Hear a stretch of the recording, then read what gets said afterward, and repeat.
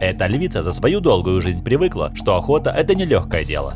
Приходится достаточно побегать, уворачиваясь от копыт и острых рогов, прежде чем удастся поесть. Но в этот раз ей улыбнулась удача.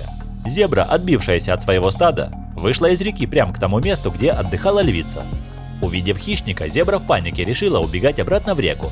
Львица не успела запрыгнуть на спину и повалить зебру, а мощные копыта просвистели в считанных сантиметрах от ее морды.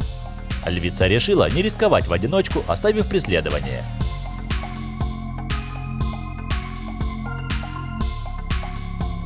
Ястреб, сидя на ветке, готовился атаковать голубя. Но в его планы вмешался другой охотник – дикий кот, который тоже вышел на охоту. Кот, спугнув голубей, все же схватил одного из них, даже не подозревая, что его ждет дальше.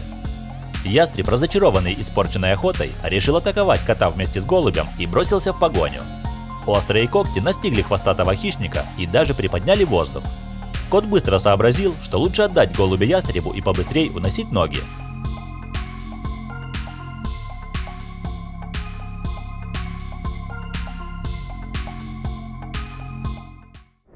А на этих кадрах из Австралии стая бродячих собак атакует довольно крупного варана. Ударом хвоста ящерица может ломать ноги кабанам и даже оленям.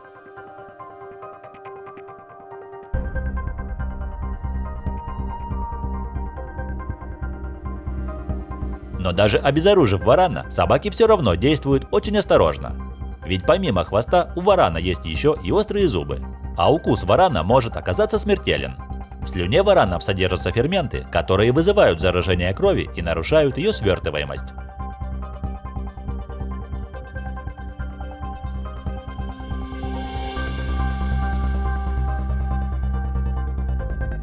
А здесь овчарка заинтересовалась электрическим угрем. Видимо, хозяин, наблюдавший со стороны, тоже не подозревал об опасности угря. Собака схватила угря и тут же получает мощный разряд тока.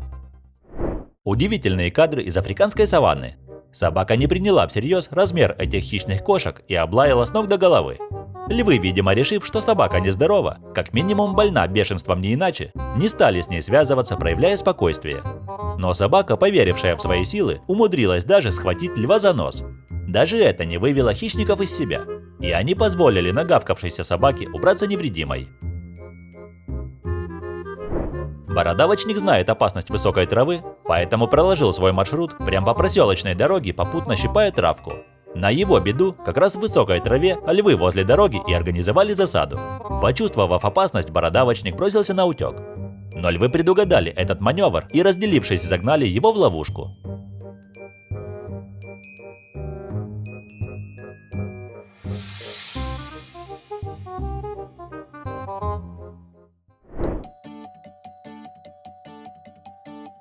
Пиршество гиен, убивших зебру, прервало появление львицы, которая попыталась заявить свои права на тушу. Гиены были не настроены делиться и бросились на нее. Ей пришлось спасаться бегством. Перевес оказался на стороне львов лишь после того, как к обиженной львице присоединился взрослый самец. Его приближения оказалось достаточно, чтобы распугать гиен. Когда они разбежались, лев и львица спокойно доели остатки зебры.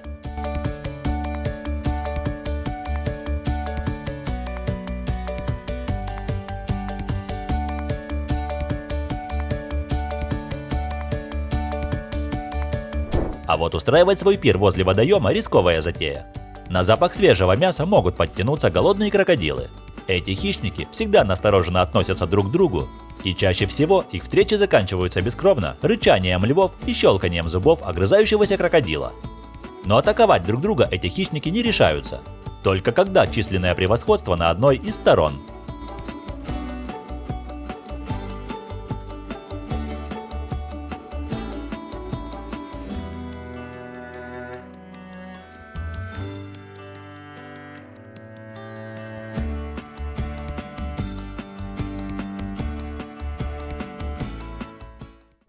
А здесь группа туристов стали свидетелями охоты одинокого старого льва на молодого буйвола. Матерый хищник вцепился в шею копытному и уже не отпустит, пока не повалит на землю.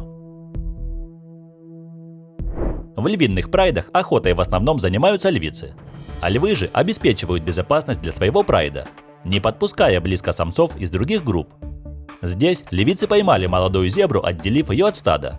В то время как для остальных зебр предстоит преодолеть новое препятствие на пути к сочным полянам с травой. Это переправа, кишащая голодными крокодилами. Но деваться некуда, кому-то из стада суждено стать обедом для крокодилов.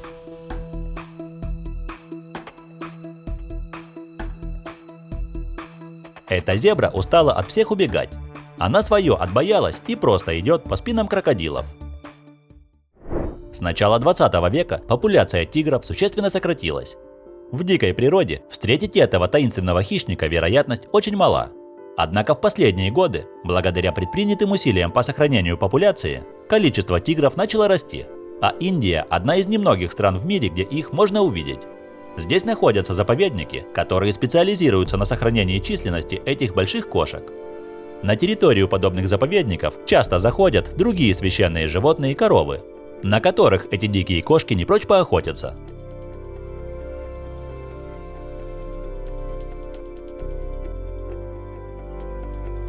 Встретить тигров можно и в России, но популяция их очень мала, около 600 особей.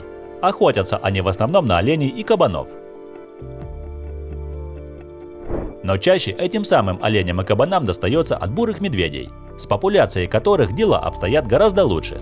По примерным подсчетам зоологов, на территории России обитает около 120 тысяч особей бурых медведей. Они регулярно попадают в объективы камер, выходят к людям в поисках еды, иногда воруют скот в деревнях и, конечно же, устраивают зрелищные битвы за территорию.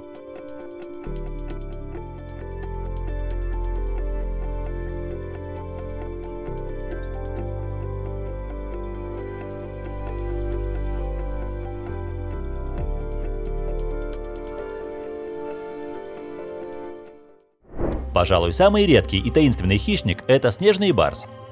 Заснять его охоту удается лишь единицам энтузиастов, изучающих этого зверя.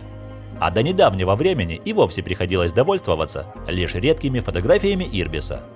Вот одна из его охот. Хищнику удалось утащить теленка из стада.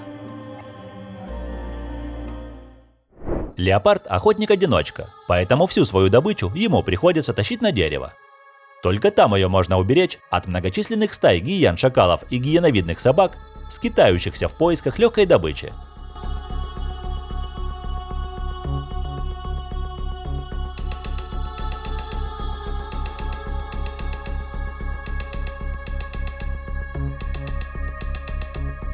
Вы наверняка помните, что осьминог – это головоногий моллюск, а его ближайшими родственниками являются каракатицы и кальмары.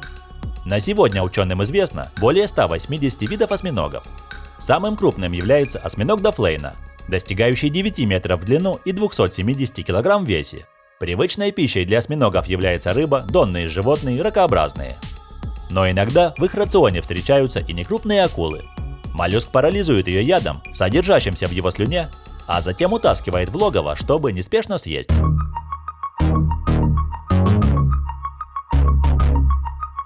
Друзья, поддержите видео лайками. Пишите ваши комментарии, какое противостояние вас удивило больше всего. А мы пошли готовить для вас новый выпуск «Битв животных».